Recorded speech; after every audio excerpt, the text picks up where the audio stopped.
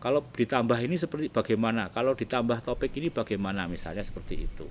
Ada usulan apa? Nah, usulan itu tidak dijawab oleh fasilitator.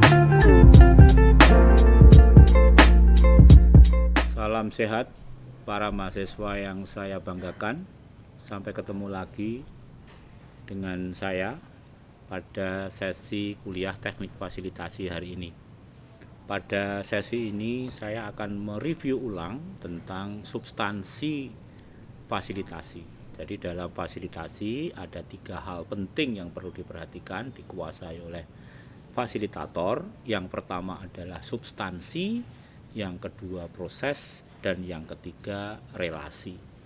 Saya ulang kembali, yang pertama substansi. Beberapa waktu yang lalu saya sudah sampaikan bahwa substansi itu bicara tentang apa topik diskusi yang akan dilaksanakan, apa yang dilakukan, apa topiknya. Dan yang kedua, mengapa topik ini penting untuk didiskusikan. Dan yang ketiga, diskusi ini sasarannya apa, tujuannya apa, objektifnya apa, goalnya apa yang akan disepakati dalam diskusi ini, apa yang akan diputuskan dalam diskusi ini. Jadi seorang fasilitator harus menguasai betul substansi dari diskusi, dan itu diyakinkan kepada peserta diskusi dan disepakati, dipahami dan disepakati oleh peserta diskusi. Beberapa waktu yang lalu saya kemukakan bahwa fasilitator sedang menyiapkan sebuah proses diskusi berkaitan dengan mengapa atau bagaimana solusi untuk meningkatkan minat mahasiswa hadir di perpustakaan. Masih ingat kemarin saya sampaikan bahwa ada kecenderungan mahasiswa itu hadir di perpustakaan akhir-akhir ini grafiknya menurun. Nah, jadi saya ulangi sekali lagi, substansi yang kemarin juga sudah disiapkan mahasiswa itu harus disampaikan pada saat kita memulai diskusi. Jadi diskusi itu dimulai dengan fasilitator menyampaikan kembali topik diskusi dan mengapa ini perlu didiskusikan serta sasaran diskusi. Dan yang berikutnya adalah siapa yang dihadirkan dalam diskusi ini. Ya, ini yang penting. Nah, saya akan memberikan contoh. Ketika kita sudah menyiapkan sebuah rancangan diskusi sebagaimana yang kemarin sudah kita sampaikan, yaitu diskusi merumuskan strategi mendongkrak minat mahasiswa hadir di perpustakaan. Ya, ini perlu disampaikan oleh ketika para undangan sudah hadir dalam forum itu. Dalam undangan yang hadir misalnya ada ketua STPMD, wakil ketua bidang akademik, dosen-dosen di prodi yang tentu saja tidak semuanya, kemudian pengelola perpustakaan itu sendiri serta perwakilan mahasiswa. Nah, bagaimana mahasiswa menyampaikan substansi diskusi ini di awal pertemuan, ya.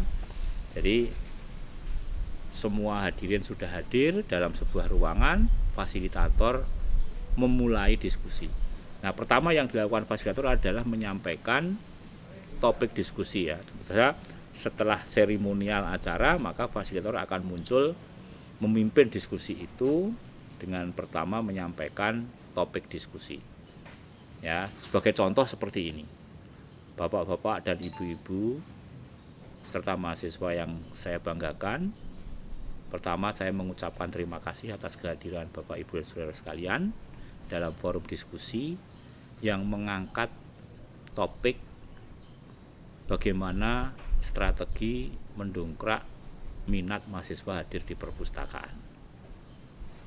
Sebagaimana kita ketahui bahwa perpustakaan sebagai jantungnya perguruan tinggi, pusat pengetahuan, pusat referensi yang itu mestinya menjadi tempat tujuan mahasiswa di dalam memperkaya pengetahuan dan ilmunya di dalam perkuliahan ini.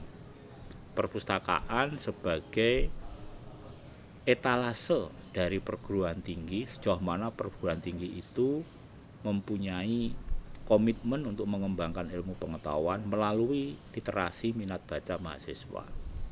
Namun dalam kenyataannya, perpustakaan kita ini akhir-akhir ini mahasiswa yang hadir itu semakin lama semakin menurun. Mengapa ini terjadi? Mudah-mudahan mahasiswa menggunakan literasi yang lain. Apakah dia menggunakan media sosial di dalam mengakses informasi-informasi tentang referensi kuliah atau seperti apa. Tapi bagaimanapun juga perpustakaan harus menjadi pilihan, karena di perpustakaan juga tersedia wifi dan sebagainya.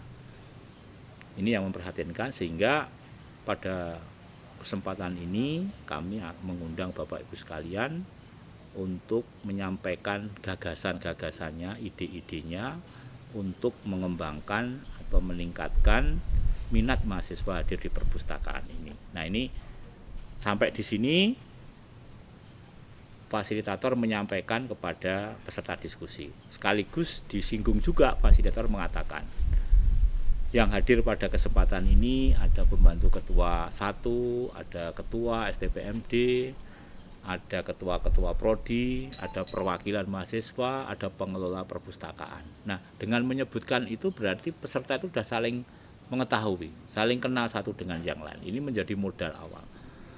Bandingkan kalau misalnya hadir tidak pernah dikenalkan satu dengan yang lainnya, maka dia akan ini siapa dan sebagainya. Nah, di akhir menyampaikan tujuan atau topik diskusi tadi, peserta fasilitator mesti menyampaikan apakah Bapak dan Ibu peserta diskusi ini paham dan menyepakati topik diskusi serta sasaran diskusi kita ini. Nah, ini perlu dikonfirmasi kepada peserta diskusi.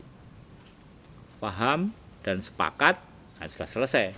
Tapi mungkin ada juga peserta yang menyampaikan, kalau ditambah ini seperti bagaimana, kalau ditambah topik ini bagaimana, misalnya seperti itu. Ada usulan apa? Nah, usulan itu tidak dijawab oleh fasilitator, tapi dikembalikan kepada forum.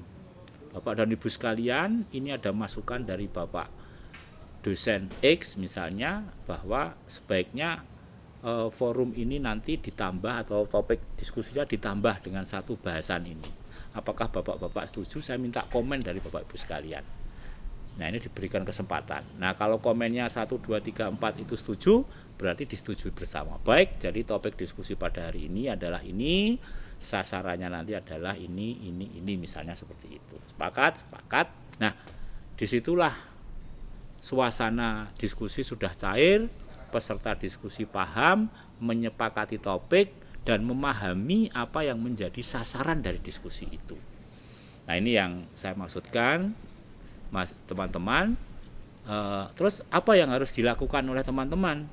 Nah, teman-teman kemarin sudah membuat tugas pada saat UTS, yaitu menyusun substansi diskusi yang berisi tentang topik diskusi, latar belakang mengapa ini penting didiskusikan, sasaran diskusi, dan siapa saja yang diundang. Oleh karena itu, pada kesempatan ini silakan dipraktekkan itu secara visual dan verbal. Ya, silakan dengan cara apa? Misalnya di depan kaca di rumah, ya, sambil ngomong sendiri, tapi tidak apa-apa, itu bagian dari kalian mempraktekkan teknik fasilitasi untuk memulai sebuah diskusi. Saya kira bisa dipahami ya teman-teman seperti itu. Nah, nanti silakan laporkan ke kami pada saat kita Zoom meeting dan sebagainya, ya.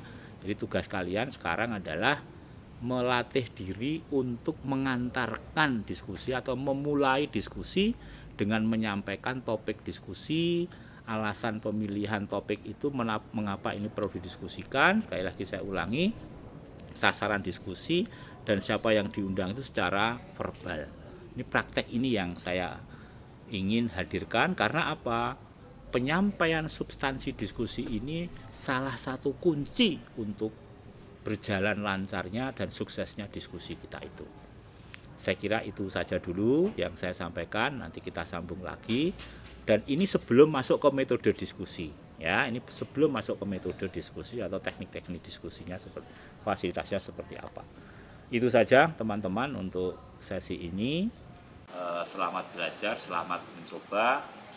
Terima kasih.